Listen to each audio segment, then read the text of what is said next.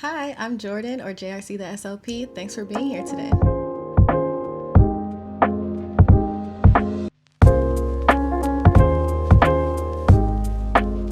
Today, we're ready to get into part 2 of my private practice series. The first one, if you haven't seen it, you need to watch it. It's about getting started, like practical things you need to get started as a private practice owner. Now, this video is more about how do you know you're ready to start your private practice? What experience do you need? Just like, how do I know I'm ready to go? So let's get into it. So the biggest question for this video is, how many years of experience do I need before I open my private practice?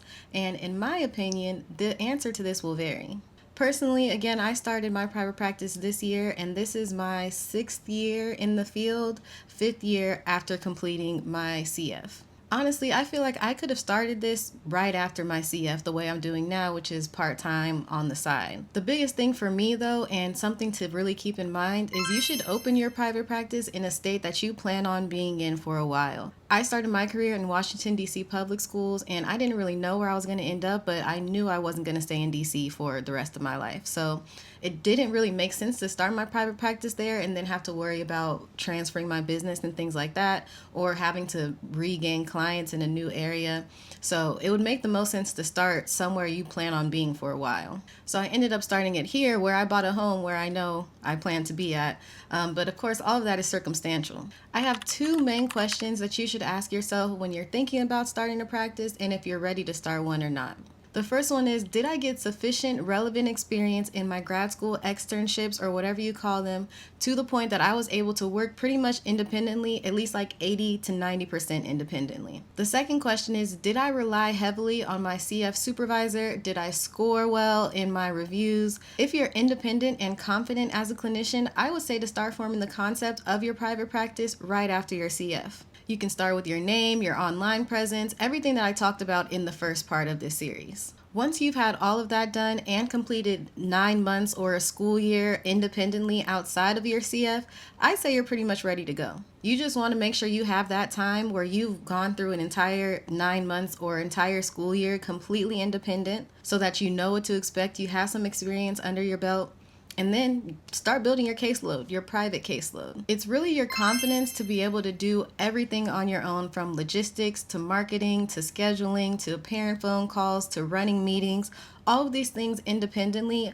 If you feel confident in doing so, that's going to let you know that you're ready to start your private practice, because you're obviously going to be in control of every single aspect of that private practice. Your ability to do all of the logistical things and the interpersonal things, that's going to matter way more than years of experience. If you're capable of doing all those things, that's great. Some people are not, and there's other ways to go about that. Obviously, you can hire people to handle a lot of different things, but if it's just you starting out, you want to make sure you can handle all of those things on your own. Some people are going to step into the field confident, are going to step into the field with that experience and knowing that this is what they want us to do from the jump, and they're going to feel ready. Some people are going to need more time, more experience, more mentorship, more support to feel like they're ready to handle all of those things on their own. I will never forget the first time in a grad externship where I ran an IEP meeting by myself, and it was a triennial, so I had to go through an entire assessment and all these different things, and I was in the room shaking. Like, I had the report in my hand and I was physically shaking. I was so nervous.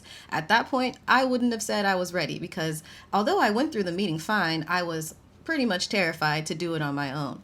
Now, after my grad school externships, my CF, and these years of experience, like, running a meeting is nothing to me. So that's how I know I'm prepared. If you're still feeling shaky, literally or figuratively, then maybe take some time to figure out what you need to be prepared. If for those previous questions you feel like you didn't get to the point of complete independence in your externships or in your CF, if you still required a lot of support or mentorship, then I would say to take a little bit more time. If you need support for things like running meetings, addressing parents, coming up with schedules or treatment plans, or just figuring out what to do next, I would say maybe take 3 years of experience under your belt, and you can still be forming different aspects of your private practice in that time. But before you jump off the ledge, I don't like that reference. I'm so sorry I said that.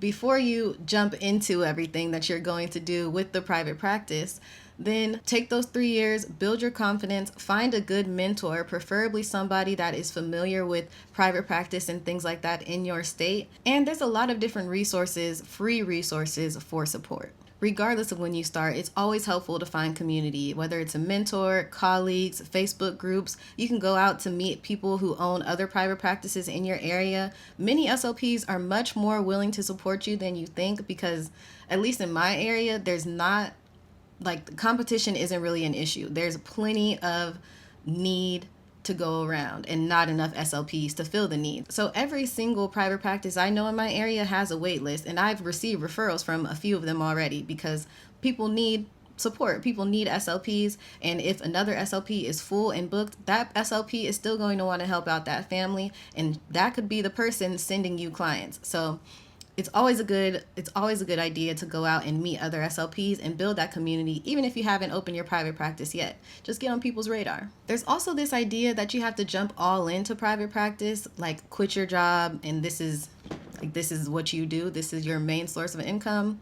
And I don't think it's necessary, and I honestly don't think it's that smart because you're going to have to build up clientele. You're going to have to build up your private practice to what you want it to be before you're making the same amount of income or more that you were making in the steady job. You can start with 1 or 2 clients on the side and just see how it goes, see how you like it, dip your toe in a little bit while you still have a full-time job and you're still getting the full salary and it's not taking up that much of your time. If you have 2 clients that you're seeing twice a week, that's already 4 sessions, and that could be plenty for you at this time at least. When I was a CF in DC, I actually shared an office with another SLP who said she saw 5 clients on the side on the weekend in her home, so she really didn't have any overhead costs, and she made an extra $20,000 a year. I obviously don't know what her numbers look like or anything like that, but I will never forget that. She planted that seed, especially because I already knew I wanted to do private practice, but it was like, wow, like I don't have to quit my job. I can make an extra $20K just on the weekends, 5 clients. That's like 5 hours of my time, if that. Love that for me. Love that for me. And love that for her. So shout out to her for opening my mind to that and putting me on, because we can learn from anybody. That's one of my philosophies. You can learn something from anybody. I learn from kids all the time. I learn from strangers. You can learn from people. So just, be open to listening to what other people have going on, and you never know what you can take from it, good or bad. My husband always says this, and I think he got it from somebody in sports, but he says you can learn from people or through people. You can learn from what people tell you and like, yeah, that's a great idea, or you can learn through people and seeing what people did wrong and knowing I don't want to do that for myself. Also, if you're opening a private practice, your main goal does not have to be to go full-time in private practice. Sometimes you just want to make a little money on the side and keep your job if you have a good one that you enjoy, that you don't want to leave. Your main goal does not have to be to quit. You can just do it on the side and still make a good amount of money, or make as much or as little as you want. It's literally all up to you. The bottom line is you don't have to be perfect to go into private practice. You just need to be prepared. There's no such thing as a perfect clinician, no such thing as a perfect SLP, but there is such thing as being prepared, and you'll be prepared based on answering those questions that I told you, knowing what you need to feel ready personally, and doing everything that I talked about in part 1 of opening your private practice. Now, lastly, we're going to get into some slight pros and cons of the different settings you can be in, or the different settings that I've worked in personally. But I think this is going to have to end up being a separate video because we can get into a lot of detail around the differences between contract, private practice, or direct hire for schools. The biggest pro of private practice is going to be flexibility. You make all the decisions. I personally do not like to be managed, micromanaged, told what to do, any of those things. So that's why this is such a big plus for me. I love to be autonomous and make my own decisions and be able to do things the way I want to do them. I've worked in, unfortunately, some unethical situations, and it's so great. Again, those are some things that I learned through that I never want to do things like them. So to be able to make my practice what I want is like top tier for me. That's a dream. Now the cons are, it's a lot of work. I mean, a lot is relative. We can get into how I make my practice less work for me again in a separate video. But it is work, at least to get started. You have to have things set in place like we talked about in part 1. You have to go out and find people or funnel a way for them to find you.